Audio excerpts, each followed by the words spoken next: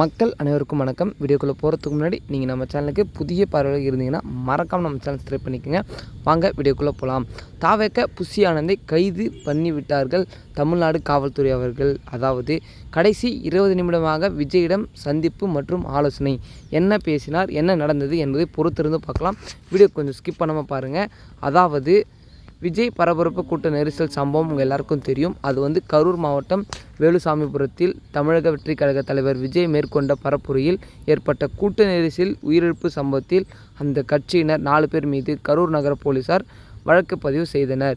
இதில் கரூர் மேற்கு மாவட்ட செயலாளர் மதியழகன், கரூர் மத்திய மாநகர நிர்வாகி பவுன்ராஜ் ஆகியோர் கைது செய்யப்பட்ட நிலையில் தாவேக்க பொதுச் செயலாளர் புஷி ஆனந்த் மற்றும் இணை பொதுச் செயலாளர் சிடிஆர் நிர்மல்குமார் ஆகியோர் தலைமறைவாகினர். அதாவது இவங்க பார்த்திங்கன்னா மொத்தம் 4 பேர் மேலே போலீஸ் ஆக்ஷன் எடுத்தாங்க. பட் அதில் 2 பேர் தான் அரெஸ்ட் பண்ணாங்க.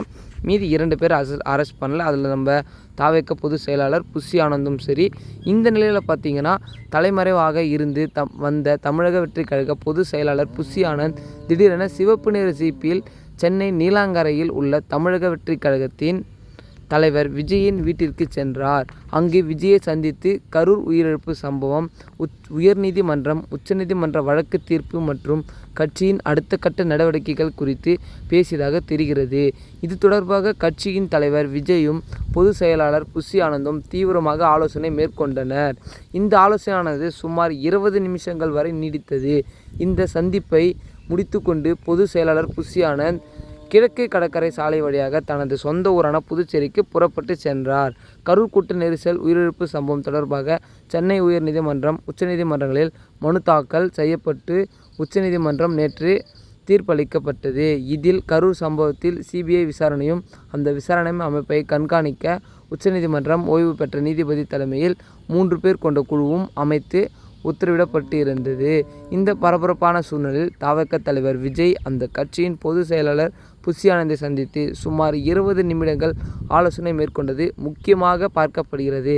இந்த சந்திப்பை தொடர்ந்து தாவேக்க தலைவர் விஜய் தனது அடுத்த கட்ட அரசியல் நகர்வு மற்றும் கரூர் துயர நிகழ்வின் நடவடிக்கை எடுப்பார் என்று தெரிகிறது.